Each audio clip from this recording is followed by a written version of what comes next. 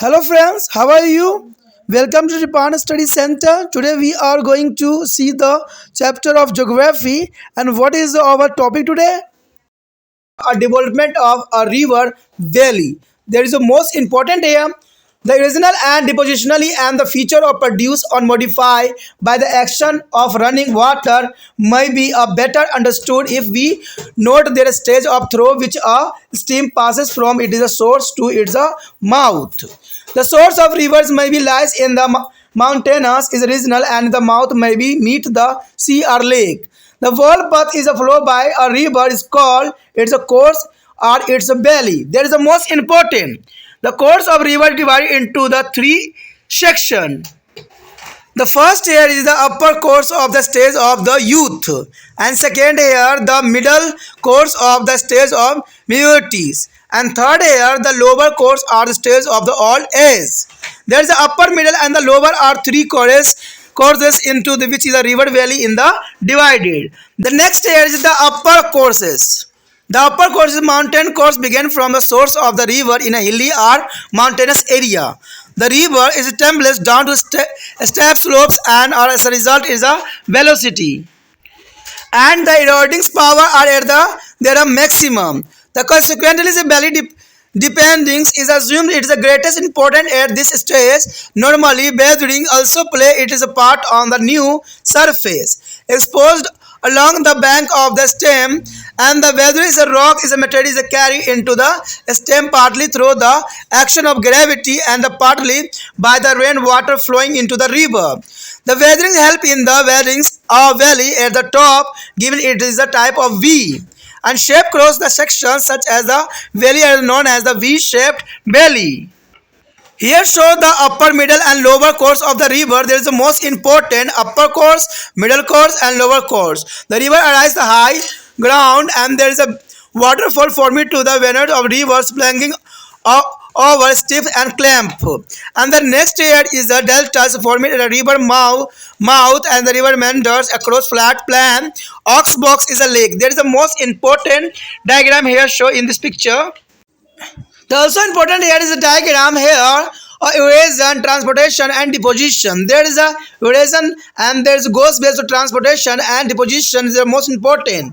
And also important for the next diagram there is a V-shaped valley and there is a varying and gently sloping valley and a very well gently sloping valley. There is most important here. There is the gradually long profile of cross section of the river valley from a source of mouth. There is a next diagram is also important. A vertical erosion is a dominant and lateral erosion is a dominant and the position of the dominant. There is a most important here. If the bad rock is a hardly and resistance, there is a warning of the valley at its top may be not take place and the down cutting process of the vigorous river may lead to the formation of the gorge, a river valley with the almost a vertically sides. In the India, the deep gorges has been to cut by the Brahmaputra and the Indus in their Himalaya. The deep gorges also develop into the limestone regions and in the rock lining in the dry climates. The narrow and very deep gorges are the canyons with the vertically walls is also known as the I-shaped valley.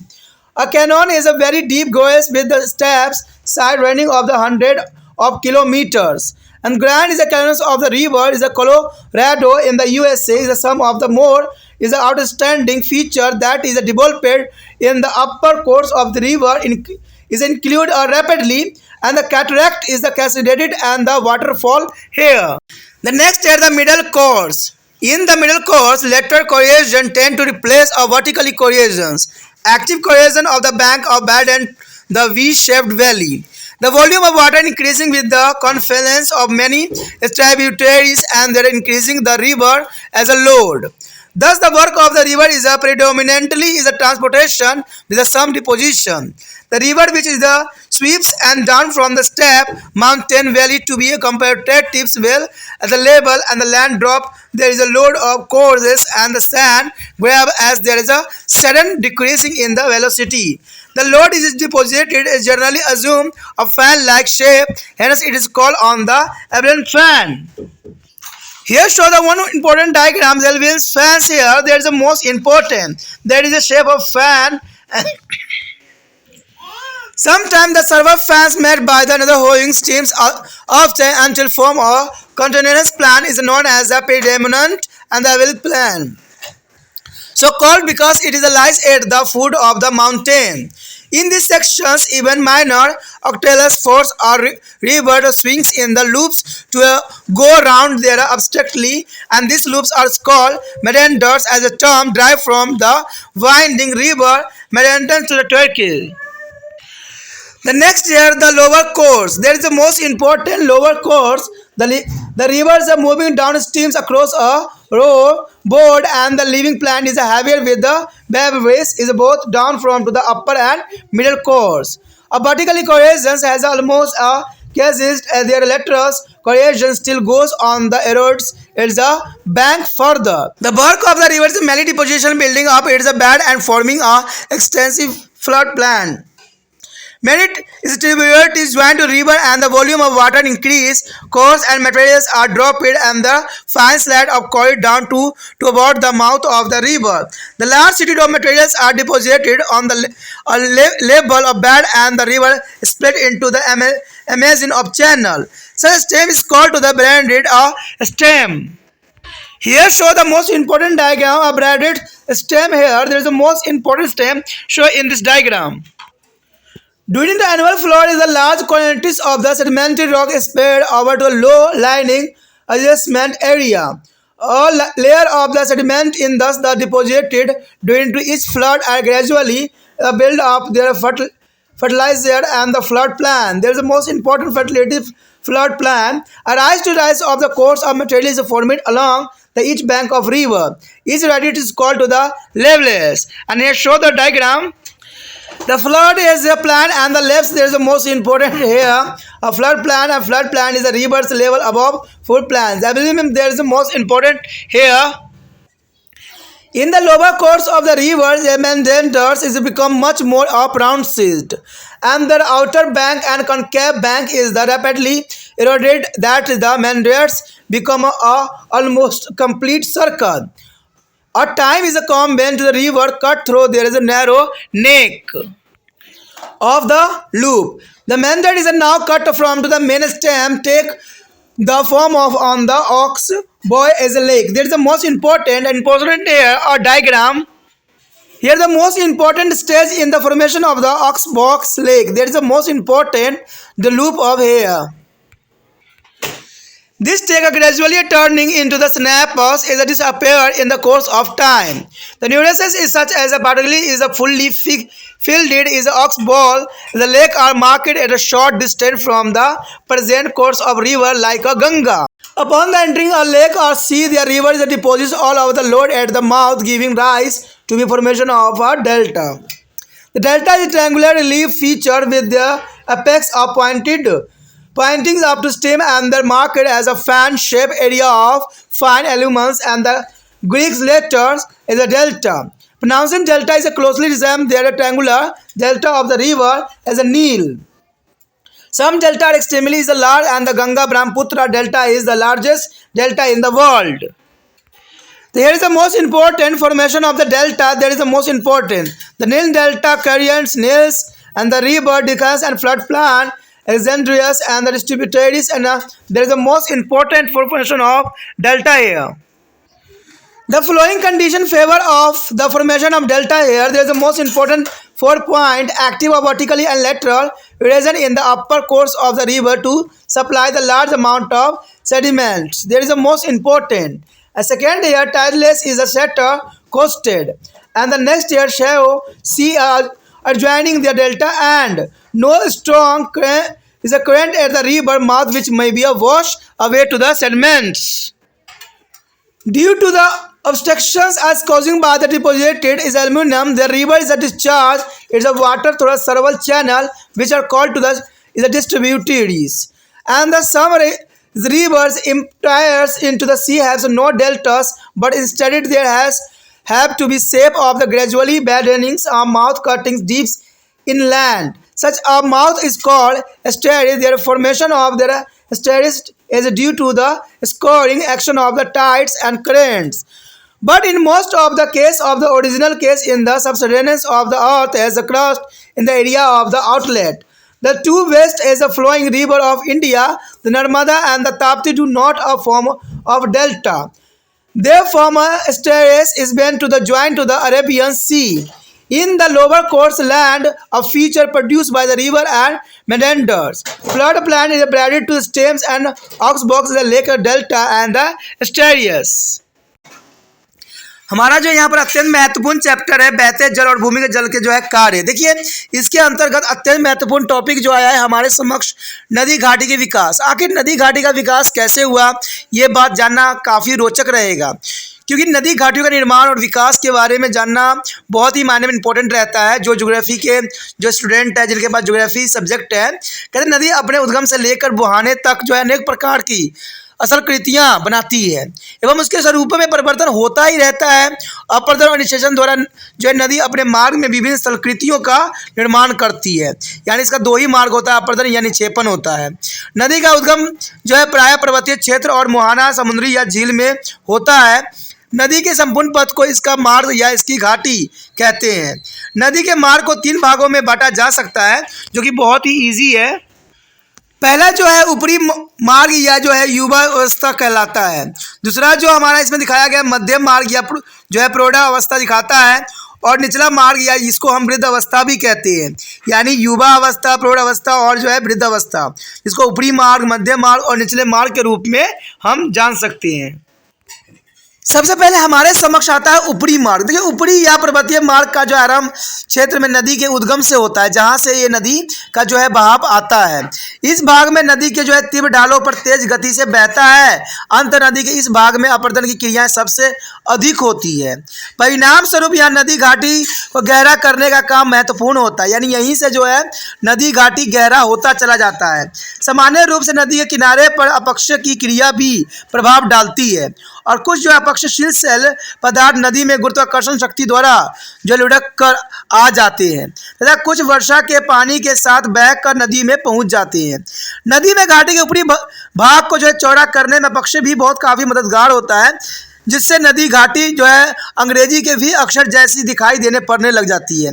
ऐसा जो है घाटियों की we आकृति की घाटी कहते हैं, यानी आपने देखा भी होगा कई जगह पर वी जो है फॉर्म बन जाती है, तो इसका जो है ऊपरी मार्ग में ही ऐसा होता है संभव।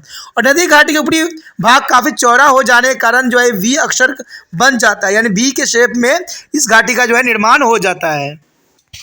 यहाँ पर इसी बात को दर्शाने के लिए एक डायग्राम यहाँ पर दिख रहा है नदी की ऊपरी, मध्य और निचला मार्ग। देखिए ऊपरी जो मार्ग जो है काफ़ी ऊंचा है, ऊंची भूमि का नदी का उद्गम स्थान माना जाता है, लेकिन जैसे जैसे नीचे आता है मध्य मार्ग कठोर और चट्टानों से जो है गिरती हुई नजर आती है, और निचला मार्ग जो है बिल्कुल ही गोखुर झील बन जाती है, समतल नदी में जो है विसर्प बन जाती है। तो ये काफ़ी इंपॉर्टेंट डायग्राम है जो कि बहुत कुछ समझाने के लिए प्राप्त है। उसके पास इसी चीज़ को जो है हम इस रूप में भी जान सकते हैं कि अपर्दन, परिवहन और निक्षेपण। तो ये होना एक स्वाभाविक बात है कि देखिए ऊपर जो है कितना ऊंचा है, लेकिन बीच में जो है ढलान में होते होते वो समतल में आ जाती है। उसके बाद दूसरा डायग्राम अगर आपके समझ दिख रहा होगा, जिसमें भी आकार की घाटी दिख रहा होगा, चौड़ा मध्य ढाल वाली घाटी दिख रहा होगा और ज़्यादा चौड़ी मध्य ढाल वाली घाटी दिख रहा होगा। तो जो है भी आकार की जो घाटी बनती है बहुत ही महत्वपूर्ण होती है, और ये पानी के बहाव के कारण ही बनना संभव होती है। यदि नदी तल की शैल कठोर और प्रतिरोधी होती है तो घाटी के ऊपरी भाग जो है प्रायः चौड़ा नहीं हो पाता है तथा तली की ओर निरंतर जो है कटाव होने से जो है गार्ज या महाखड़ड़ का निर्माण होता है।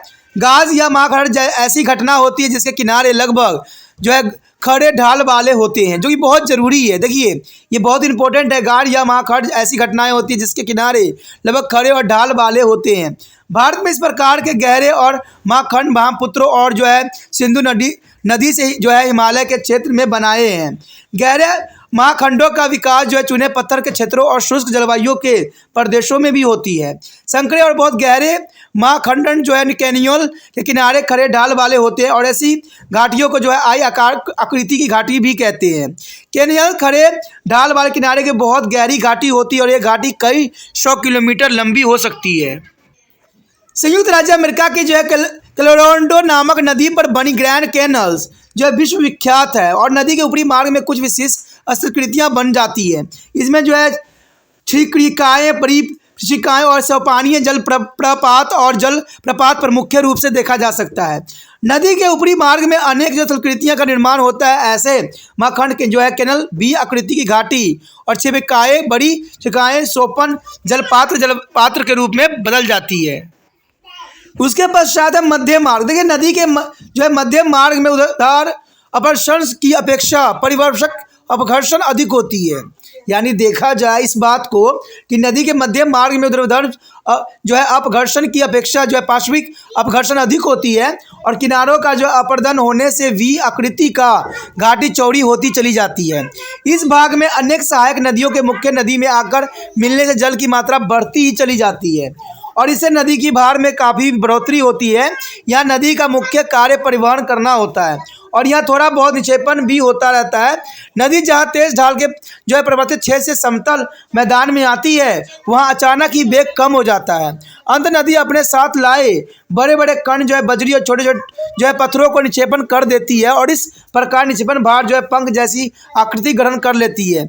इसलिए इन्हें जो है जलोत्पंख के नाम से भी जाना जाता है। आपने देखा होगा कई माध्यमिक एग्जाम में जो है जलोत्पंख आ जाता है, तो आप समझ गए होंगे जलोत्पंख किसे कहते हैं। जब नदी तेज बहाव के साथ जो है समतल क्षेत्र में अचानक प्रवेश करती है तो उसकी जो है वेग जो होती है मध्य पड़ जाती है और नदी के अपने साथ लाए बड़े बड़े कण जो है बंजरी हो सकती है, छोटे छोटे पत्थरों की निक्षेपित कण हो सकती है और इस पर निक्षेप पंख जैसी आकृति ग्रहण कर लेती है, जिसे जलोत्पंख के नाम से जाना जाता है। जलोत्पंख को दर्शाने के लिए यहाँ पर एक डायग्राम आपको दिख रहा है जिसमें जलोत्पंख दर्शाया गया है। ये देखिए पंख के रूप में जो है विकसित हो गया है। तो ये काफ़ी इंपॉर्टेंट डायग्राम है जिसे आप ये तो जरूर समझ गए होगी जलोत्पंख दिखते कैसे हैं। कभी कभी पड़ोसी नदियों द्वारा जो है निर्मित अनेक पंख एक साथ मिलकर एक बड़े मैदान का रूप ले लेते हैं। इस मैदान को जो है गिरिपथ जलोद मैदान कहते हैं। पर्वत की तलहटी में बनने के कारण इसका नाम जो है गिरिपथ पड़ जाता है। नदी के मार्ग में छोटा सा अवरोध आने पर जलधारा घूम जाती है और इसमें जो है मोर बन जाते हैं। इन मोरों को जो है मिलियार्डर या विसर्प कहते हैं। मिलियार्डर टर्की में मोरने में बहने वाली प्रियमंडल नाम की नदी से लिया गया है। नदी अपने मध्य मार्ग में जलोत्पंख और जो है विसर्प नाम की जो है सतलकृति बनाती है, जो कि बहुत काफ़ी इंपॉर्टेंट बात यहाँ जाती है।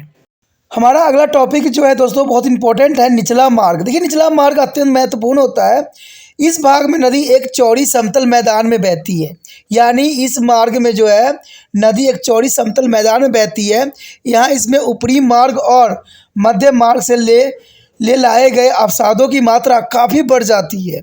यानी जो इस मध्य मार्ग से लाए गए जो अवसादों की मात्रा होती है काफ़ी बढ़ जाती है और जो अपघर्षण बिल्कुल समाप्त हो जाती है।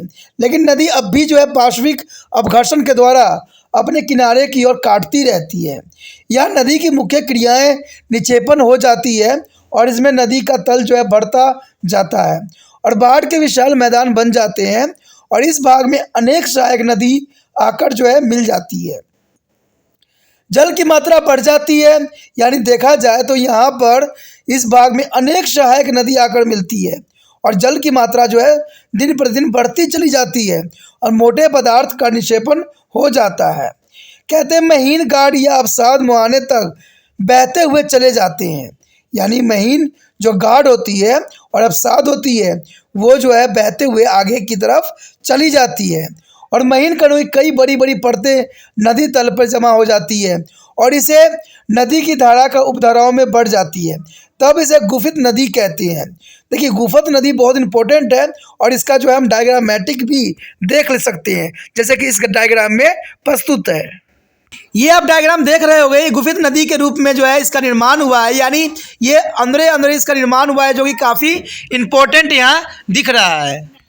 कहते हैं वार्षिक बाढ़ों के दौरान बड़ी मात्रा में अवसाद नदी के आसपास के निचले क्षेत्र में जमा हो जाता है और इस प्रकार क्रमशः प्रति वर्ष जो है बाढ़ के दौरान अवसादों की एक परत जम जाती है और इस प्रकार बाढ़ के उपजाऊ मैदान बन जाती है। नदी के प्रत्येक किनारों पर जो है मोटे अवसादों के जमा होने से जब प्राकृतिक तटबंध बन जाते हैं, जो कि बहुत काफ़ी इंपॉर्टेंट है और ये भी बात जो है डायग्रामेटिक आप देख सकते हो। यहाँ पर डायग्राम आप देख सकते हो बाढ़ के मैदान और तटबंध। देखिए कितना इंपॉर्टेंट यहाँ दिखाया गया है। कि ये क्षेत्र जो दिख रहा है पहले साइड वो बाढ़ का मैदान है, तटबंध है, और नदी का जो है सतर है, तटबंध है, और जलोढ़ समतल है। तो ये जो है बाढ़ के मैदान और तटबंध जो है कितना इंपॉर्टेंट यहाँ पर दर्शाया गया है। नदी के निचले मार्गों में जो है विसर्प और अधिक बड़े और घुमावदार हो जाता है। नदी के बाहरी तट या जो है नदीदर्श तट का जो है इतनी तेजी से अपर्दन होता है कि विसर्प लगभग पुण्य और जो है पुण्यवर्तन बन जाता है। और एक समय ऐसा आता है जब नदी की धारा जो है विसर्प की जो है गीवा को काट देती है। इस प्रकार विसर्प जो नदी की जो है मुख्य धारा से अलग हो जाता है और विसर्प गोखुर झील के रूप में बदल जाता है। यह झील धीरे धीरे जो है दलदल में बदल जाती है और समय के साथ अवसादों से भर जाती है। गंगा जैसी नदियों की मार्ग में कुछ दूरी पर स्थित ऐसी अनेक गोखुर झीलें देखने को मिलती है। इसमें से कुछ जो है शांत और कुछ जो है पुनः अवसादों से भर गई है। यहाँ पर डायग्राम में आप देख सकते हो कि गोखुर झील की निर्माण किस अवस्था में हुई है। तो ये डिफरेंट अवस्था है जिसको आप देख सकते हो आसानी से, और कई मानने में इम्पोर्टेंट भी रहता है। किसी समुद्र या झील में गिरने से पूर्व नदी अपने साथ लाए अवसादों को अपने मुहाने पर जमा कर देती है और इस प्रकार डेल्टा का निर्माण होने लगता है। डेल्टा एक त्रिभुज जैसी जो है आकृति होती है। इसका शीर्ष नदी घाटी में ऊपर की ओर तथा आधार झील या समुद्री तट पर होता है। यह जो महीन कणों वाले अवसादों से निर्मित पंख के सामान्य फैला हुआ होता है। और नील नदी के डेल्टा की आकृति जो है ग्रीक भाषा डेल्टा अक्षर के अनुरूप है। कुछ डेल्टा बहुत ही विशाल होते हैं, जैसे गंगा ब्रह्मपुत्र का डेल्टा संसार का सबसे बड़ा डेल्टा में से एक माना गया है और इसको डायग्राम में मैट्रिक भी शो किया गया है। देखिए यहाँ पर जो है डेल्टा का मैदान आपको नजर आ रहा होगा। डेल्टा का निर्माण क्षेत्र तो यही जो है डेल्टा का मैदान क्षेत्र बनाता है। बाढ़ का मैदान क्या है, यानी मरुस्थल, नील नदी मरुस्थल, नील नदी का डेल्टा। तो ये यही मानने में जो है डेल्टा का निर्माण करने के लिए ये सारे चीज़ जो है उत्तरदायी होते हैं। यहाँ पर बताया गया डेल्टा के निर्माण में निम्नलिखित दशाएं सहायक होती है। पहली तो यही कि नदी के ऊपरी मार्ग में जो है उधर तथा पश्चिमी अपघर्षण के द्वारा बहुत बड़ी मात्रा में अवसादों का आना। दूसरा है ज्वार भाटों से मुक्त शांत तटीय क्षेत्र। तीसरा जो है डेल्टा के निर्माण क्षेत्र में उथले समुद्र का होना, जो कि काफ़ी इंपॉर्टेंट को दर्शाता है। चौथी बात है मुहाने पर तेज गति वाली समुद्री धारा का जो अभाव जो है, ताकि अवसाद बहाकर न दिया जाए। तो ये चारों चीज़ जो है काफ़ी मानने में इम्पोर्टेंट है, जो कि दशाओं की सहायक होती है। निचले मार्गों में अवसादों के निक्षेपण से उत्पन्न जो अवरोधों के कारण नदी अनेक उपधाराओं में विभक्त हो जाते हैं। यानी कई उपधाराओं में जो है विभक्त होना इसकी स्वाभाविक बात है और इन उपधाराओं को जो है वितक्राएँ या उपनदियाँ ही कहते हैं। ये ही नदी का जल जो है बहाकर समुद्र में ले जाते हैं और समुद्र में गिरने वाले कुछ नदियाँ डेल्टा नहीं बनाती है और इनका मुहाना समुद्री की ओर जो है क्रमशः चौड़ा होता चला जाता है तथा स्थल की ओर नदी घाटी गहरी होती चली जाती है। नदी के ऐसे मुहाने से जो है ज्वार मुख यानी मैच्यूरियल्स कहते हैं। ज्वार भाटों और समुद्री धाराओं द्वारा जो है अवसादों को गहरे सागर में बहाकर ले जाने के कारण जो है ज्वारमुखी का निर्माण होता है, परंतु अधिकतर ज्वारमुखी वहाँ बनते हैं जहाँ नदी के मुहाने का भूभाग निचले धंस गया है। भारत के पश्चिम की ओर बहने वाली दो नदियाँ नर्मदा और ताप्ती डेल्टा नहीं बनाती है। ये नदियाँ जो है अरब सागर से मिलते समय जो है ज्वार नद मुख बन जाती है, जो कि कई मायने में इम्पोर्टेंट भी रहता है।